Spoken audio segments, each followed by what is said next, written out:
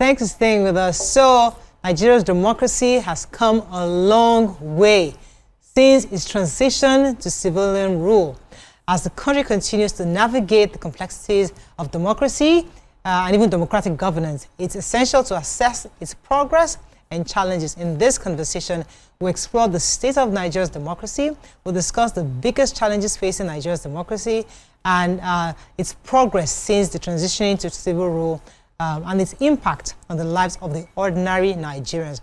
Joining us to help us with this conversation into this thought-provoking conversation is the state of this, is a lawmaker, member representing Oshodi.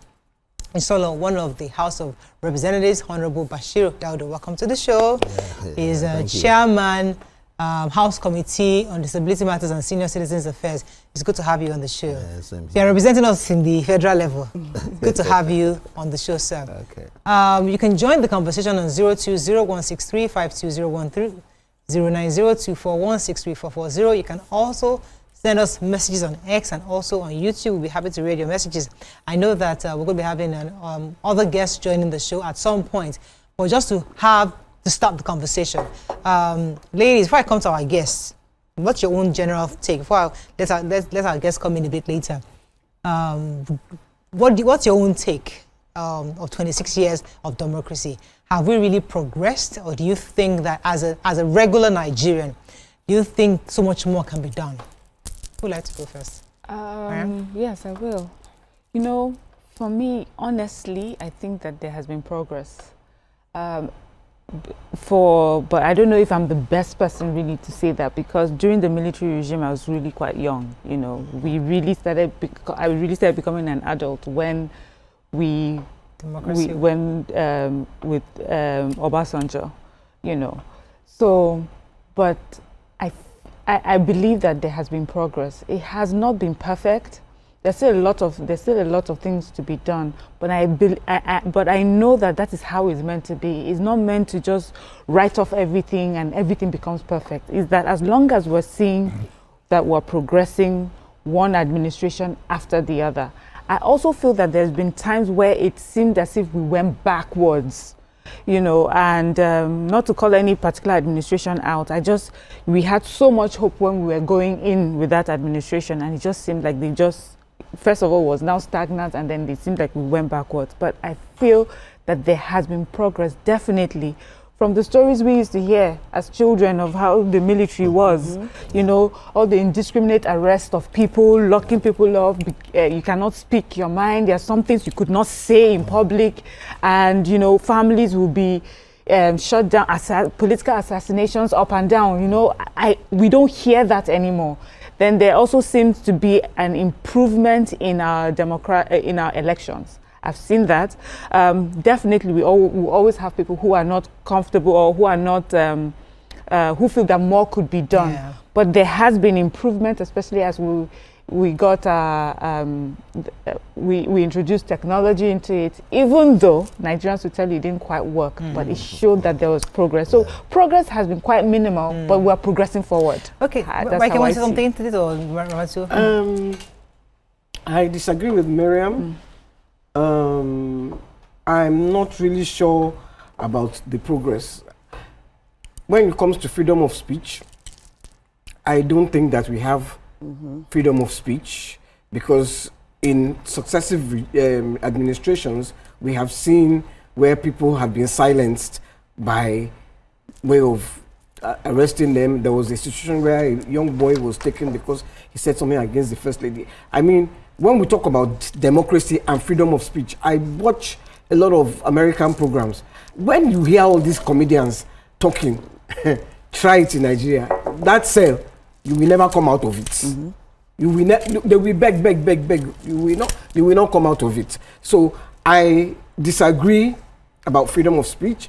Then the other thing, I think, where I find it very difficult to agree with you is the cost of this democracy. It costs an arm and a leg. Let's be honest. When, no offense, when we have to pay your salaries, buy you people new cars, that for me is expensive. with the military, you had, and I'm not talking for military, no. I'm just saying you had 27, the SMC, they were Supreme Military Council, those are the people chopping, and the governors. Now, you have legislator, local council, so many people. So the national cake is being, in fact, it's as if insects are eating the national cake.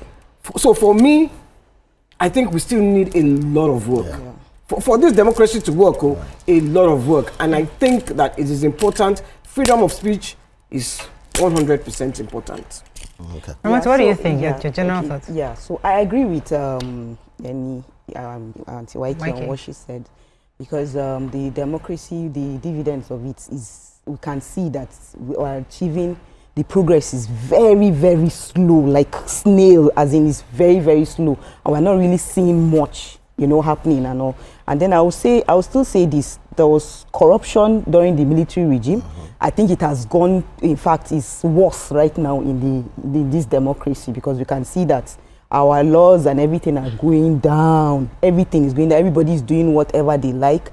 Everybody is just going into office not to work. They are going there to, enrich themselves and everything. So I am seeing this democracy, the way it's going, we're not really going to, we'll still be at the same spot. Come maybe 10 years from now, 20 years from now, we'll still be doing this same thing. And there's no continuity from every government. Is that a safe argument to make? Because I don't want to believe that there hasn't been any progress. I hear you, and you have a right to your opinion.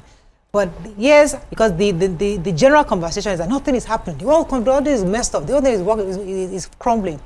But if we look at different areas, there are some people would argue that getting credit right now for their businesses is a bit better. People will say that right now there's a bit more of money to work for the money that the local government or the governments are getting is much better than what they used to get. Now, are they using it judiciously? They call those different conversations. So there's a bit of changes. So if we continue the conversation of nothing is happening, it brings us back to where we're coming from. But that's not my I'm not trying to debate that. Before I come to you, sir, my own viewpoint, I've never really believed in democracy. I've always, from day one, I've always had a problem. And that's so it's good for you to hear all our views. So you can now come in as a lawmaker to come and share your own thoughts on it. And what was even more interesting was this my recent trip to China. I met somebody from Rwanda, and Rwanda is not democratic. In fact, the man, he's been there for over 20 years. And the man was saying that, what Nigerian did, one of the my colleagues from Rwanda was telling me, that what you need is a patriotic dictator. And that's what they have. Because this is a man who is a patriot, but yet he's a dictator. Because we were talking about the insecurity in Nigeria. When we talk about kidnapping, he said, really? Then somebody tried to steal armed robbery. There was an armed robbery attack many years ago in Rwanda. And the moment they caught those guys, the president just behead them, kill them immediately. Like they did it 2 or 3 times. Since that time, nothing like that. Like, in fact, he's surprised that kidnapping is still going on. Because it was draconian, it was drastic, but because of the kind of government they had, he had the decision. He's a patriot. He's like, if I let these people, if I said I want to wait for democracy or rule of law, somebody will tell them they escaped at the prison. One lock, somebody will open the prison. Before you know it, they'll go and recruit more people. Before you know it, something else. So let me just behead these ones so we don't have them anymore. And that worked for him. Communist China, they made their own decision. 1949, I believe, was when they really started working towards the development of their country. Yeah. They don't have democracy. And here they are. One man is in charge. And then they started building deliberately and said, this is our focus. We shut down our borders. Somebody just woke up this morning and said, okay, no more having children. Only one child per family. Everybody that was training me in that place was telling me, Morel, I only have 1 child. When I said I had 4, like, wow, how in the world? But now they've changed this. Since 2016, they've changed their laws now that you can now have up to 3 as much. But back then, most of the adults, they said, we only have 1 child.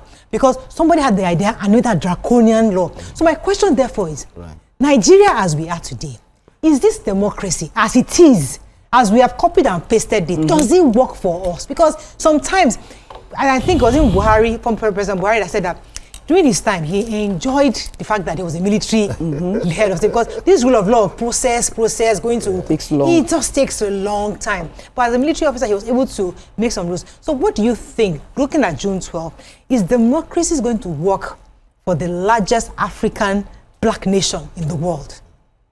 Thank you. First, I would say that I cherish being in your midst as an ardent viewer.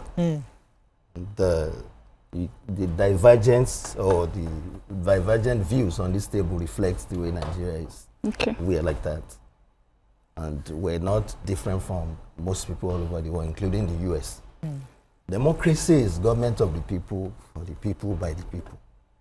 The democracy you get is a reflection of our society. There's no doubt about that. And with Mariam, that there is significant progress. And by the way, I witnessed those times we were talking about. Kudos to the heroes that have always been in the struggle, like the Seun Kuti family and others. So when we look at that, I don't think Nigerians will ever look back and feel rosy about military governance in Nigeria. Right. But for those of us that were actually Experienced experienced it, it's not something that we want to wish on ourselves. For the American context that we're talking about, look at how when they started their democracy. And right now, would you say the democracy of America is ideal? When, like you said, like you were citing, they're hijacking people from the street right now and sending them to El Salvador without due process. Trump has Nigerian blood.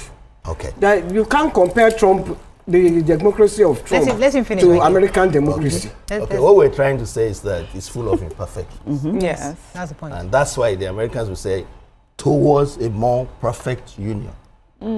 Nigerians will say that we look forward to making the situation better. Yeah. And if you also listen to what she said, right now, what are the pillars in terms of the electoral process? Is it perfect? No, but it wasn't where we were before.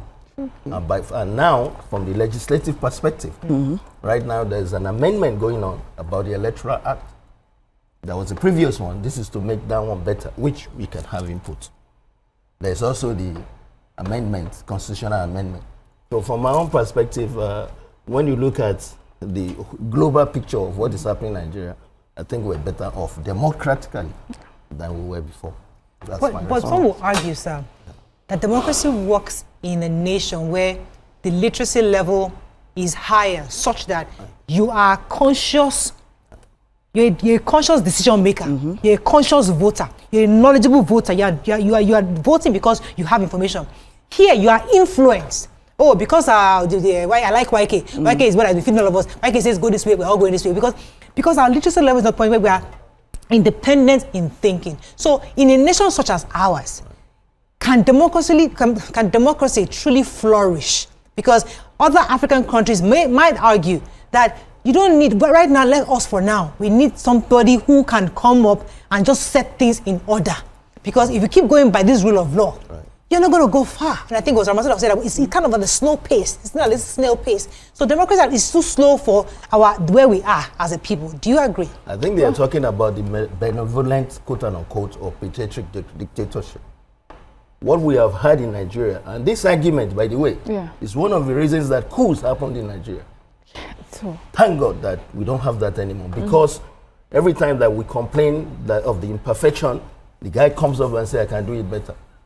Nigeria never had the privilege of that benevolent dictator you were talking about. So I don't know whether magically we can create that. And one of the reasons is that Nigeria is a very diverse society. true. Even to get elected politically right now, you want to be president of Nigeria, ask yourself, how would you know someone in Borno? How would you know somebody in Kwara? How would you know somebody from the East? So ours is not a place that we can say there can be a magic one that will do that. But what do we have now? We have the judiciary, we have the legislature, and we have the executive. The function of the executive is to make governance better. The function of the legislature is to make the laws and provide oversight. No doubt about that. And then the judiciary is to make sure that executive is following the law. So if we have a situation where we think that we're not where we should be in those three areas, the onus is on us as the people to demand a better situation. That's why you have the civil society. And they have been doing that, by the way. And one of it is what you're doing here today, by sharing your thoughts about how you feel about the situation. It might Let me not. go on a very short break. I have to go. When I come back, we'll continue. Stay with us. We'll be right back.